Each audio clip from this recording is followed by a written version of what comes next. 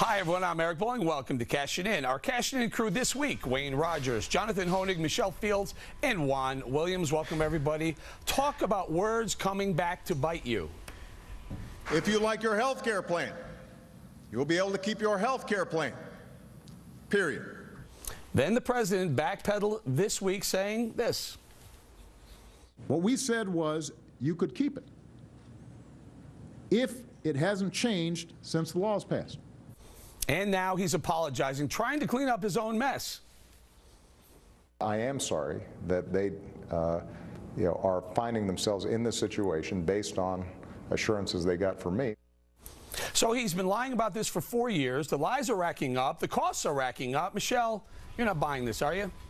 Not at all. You know, he knew that this was going to happen since 2010, and he did nothing about it. And now the American people are paying the price for it. If you look at the state of Delaware, it cost taxpayers $4 million to set up Obamacare in Delaware. And you know how many people have signed up so far? 4 people. That means we're paying $1 million per enrollee. No one is signing up for this thing, and the reason why is because they cannot afford it. The Commonwealth Fund released a study this week, and they found that almost half the people who went to the Obamacare website and didn't sign up said that the reason why they didn't sign up is because they couldn't find a plan that was affordable. No one can pay for this. Wayne, when you tell someone something for 4 years, you can keep your plan, you can keep your doctor, period. You've been saying it for 4 years. And then this week he comes out and says, well, I didn't really say it that way. Is he lying? This is the big lie, isn't it? Well, Eric, I'm not sure that he fully understood it. You know, it's a 2,800-page law. I don't know that the president's that smart. I mean, all due respect, he's a bright guy, but you don't read 2,800 pages and come out with what he said. The Congress didn't read it. Nobody read it. Nobody knows what's in the law. He doesn't know what's in the law, so how can he make these promises? I'm not sure that he was deliberately lying. Yeah, but it could have been told. Let me finish, please. Let me finish. I'm not sure it wasn't just total ignorance. Now, once he said it and he was caught at it, yes, that's a lie. I think there's no way you cannot call it a lie this week when he said, I didn't really say it. Hang on, you guys, hang on. Hold on, John, hold on. I want to get to Juan here. Juan, is it more disturbing that the president knew and lied about it for 4 years, or as Wayne points out, guy probably didn't even know? You know, I just sit here and marvel at you guys because I think there is nothing that this president can do that will satisfy the critics and people that want to trash Obamacare. So fine. I thought he was exceedingly kind to say, you know what, if he misled somebody, he was wrong, and he's going to try to make it right. He's got his people looking at it. But the idea that, oh, you know what, there's nothing wrong with insurance in this country, that, oh, yeah, we don't have catastrophic care that drives people to bankruptcy. Hold on, guys. Wayne, point something. John, go ahead. Oh, I just think deception is not okay, Juan. I mean, think about all that language. We're all in it together. We all are brother's keeper. I mean, the president would have said anything, done anything to get this law passed. And what this law was, as we talked about for years, is government control over health care. The threats he made to insurance companies, the brazen lies, the promises he made to millions of people about free health care that, as Michelle pointed out, is now a lot more costly. But, Eric, fundamentally, all of Obamacare is a lie. It's all based on this old Marxist ideology that a dictatorship is better for anybody. It's not, except for the ruling class, which of course is exempt from Obamacare. I want you to respond to this because Jonathan makes a very, very good point. Had President Obama been honest about what the law really was, Juan, they probably wouldn't have passed. The American people would have pushed back, and it probably would never have gotten through Congress. Listen, remember, not one Republican, because they were so intent on blocking it, maybe because of what Jonathan was saying. Why. Maybe they believe that it's socialism or something, but not one Republican. So what you're talking about then is conservative Democrats, and I don't think this would have killed it at all. To the contrary, when people look at programs like Social Security, Medicare, Medicaid, they can't get enough of it. Hold on, guys. Let me throw something up here for you guys. Let me throw something up here. The first full screen. This is the Washington Post fact checker, fact-checking President Obama's comments. He said you can keep your health care plan if you choose to. They give him the maximum 4 Pinocchios. Now the next one. Take the next screen. The fact checker goes one step further. Lately, the liberals around town have been saying, you know what? It's the insurance company's fault, the reason why people are losing their insurance. The 100 million that may lose their insurance, they give them, the fact checker gives them 3 Pinocchios on that one. Go ahead, John. Well, that's just it. I mean, Juan loves to come here every week and talk about how the evil, greedy insurance companies and the for-profit doctors wrecked the supposed free health care in this country. Of course, that wasn't the case at all. Government paid for more than half of health care spending. It's going up and up and up with more government control. And the real cost, Eric, isn't even in dollars. It's in the loss of liberty. I mean, give me liberty or give me death. Not give me free health care or give me death. And that's what the founders understood that our president and many of our elected officials do not. I have to get to this full screen also. Show me the full screen of the map. This is a scary map, Michelle. React to this one. This is the map of the United States showing 4 million people so far have been canceled off their health care plans. Now the estimates are rising. Turns out President Obama may have known that 93 million people would have been canceled at this point in time. It may go up to 100 million. Go ahead, Michelle. He did know that. There was a report that came out last week that said that his political aides actually went up to him and said this is not being very honest. And they went ahead and crafted talking points to make sure that he said it without explaining fully what was about to happen. So he did know that, and he was dishonest. But the real problem here is the group that's going to be hurt the most with Obamacare is the middle class, because they are making too much money that they can't qualify for federal subsidies, yet they don't make enough to pay for these rising premiums without suffering because of it. Go ahead, Wayne. You want to jump in? Yeah, all of this speaks to what I earlier said. Nobody really knows anything about this. People talk as if, oh, this is a plot on the behalf of the Democrats to get something done, and everybody disagrees, and they hate the president. They're trying to overturn. And on the other side, they're saying the opposite. This is something nobody has read this act. Eric, I mean, our people that we elected, we invest with the authority to rule them. Shut up a second. And they don't allow the people to read the thing and understand it. You know, it's just make nuts. sure we're going to leave that in. We're not going to edit that out. John, go ahead. I want to ask Juan something after, but go ahead. Well, I mean, to then Speaker Pelosi's point, you'll read it to understand what's in it. I mean, Wayne, what was in it didn't matter. The point was giving government control over health care. That's why if the president's so sorry, he's not sorry enough to actually reverse the decision of government monopoly of health care. No, that's okay. It's just the website. So, right. I mean, the point was to get government control, and that he's accomplished. I have to do this, guys. I have to throw this in here. Hold on, Juan. Very quickly. Okay. President Obama time and time again said he passed this law, and the average family's health insurance premiums are going to go down by $2,500. Guys, pull up the full screen. This is exactly what's happened since President Obama signed that act into law. $2,500.81 increase, not a decrease to the average family insurance premium. Very quickly, Juan, you want to respond? Sure. Well, first of all, it's about a month in. It's October 1st, right? So, and the whole thing hasn't kicked in until January 1st of 2014, and you want to make judgments right now. That's nutty. But the second thing let's say to Jonathan is, hold on a second. Let me get a point in here. Jonathan, remember, this is the Republican plan. This is a plan that was passed by, in response to Hillary Care, Heritage. The Republicans said, we want... How many Republicans voted for more?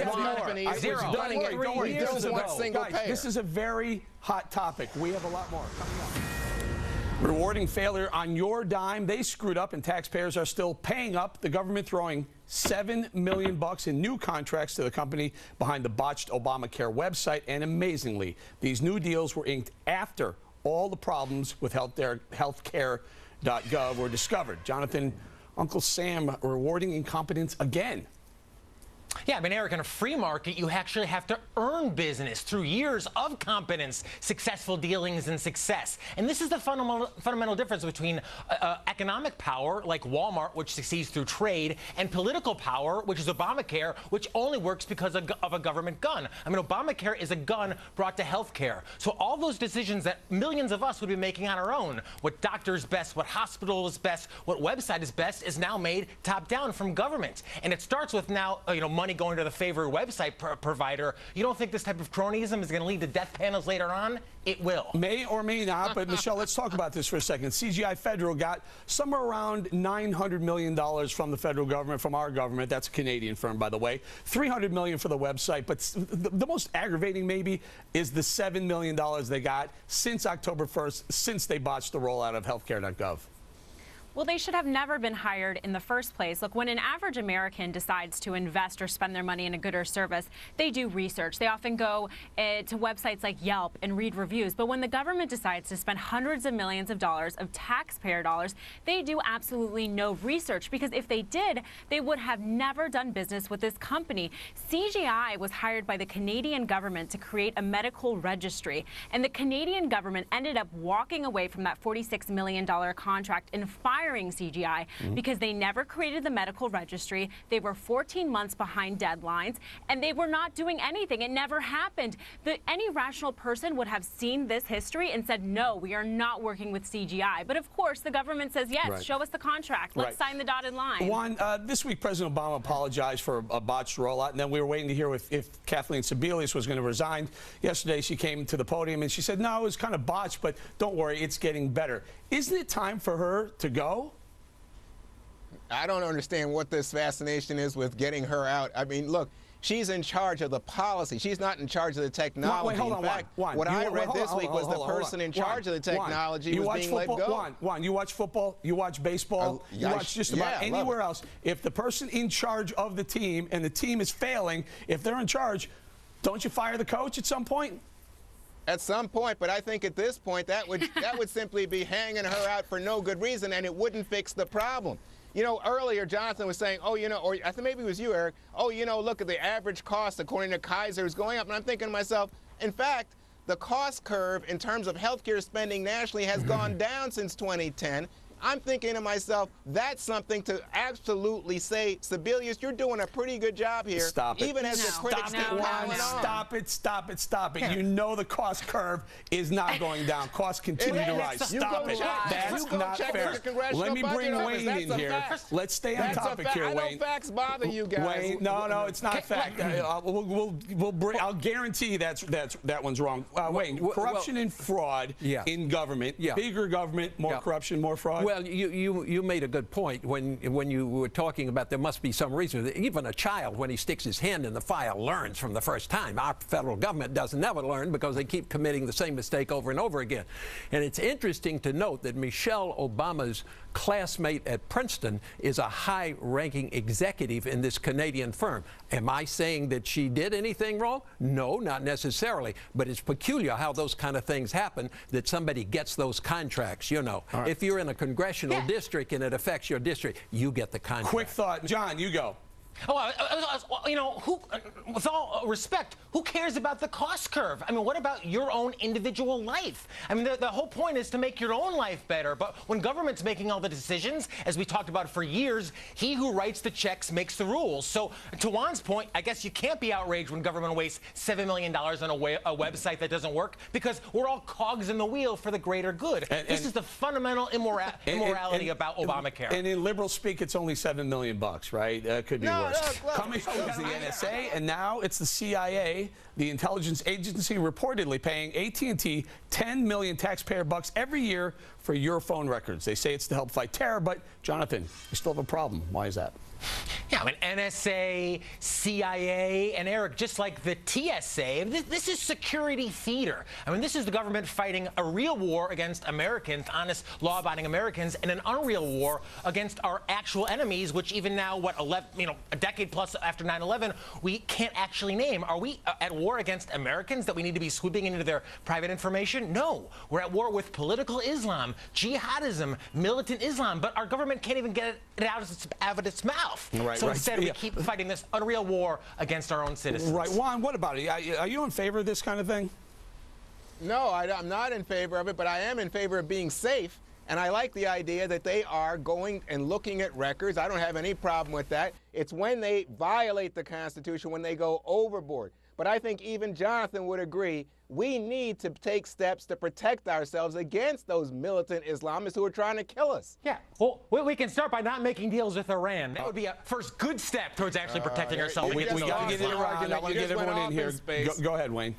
I think the point, Eric, is this, that it's a question of not of safety versus, it's a question of violating the Constitution. The Constitution was written by men who understood that the best protection for the people you have to protect from your own government. And your own government government is the one who's snooping and doing all of these things. Go back and think, every time that this occurs, Filegate, 1993, 94, Hillary Clinton got all those FBI files. Oh, I didn't do it. Oh, it was a mistake. Oh, that wasn't supposed to happen. Every time we do this, they abuse it and abuse it and abuse it. Michelle, the NSA started the same way. It was one thing, all of a sudden the Pandora's box opened and they were really, really violating our Fourth Amendment rights. Yeah, I mean, this is an invasion of privacy, but I think this is also the epitome of crony capitalism, where you have big government in bed with big business.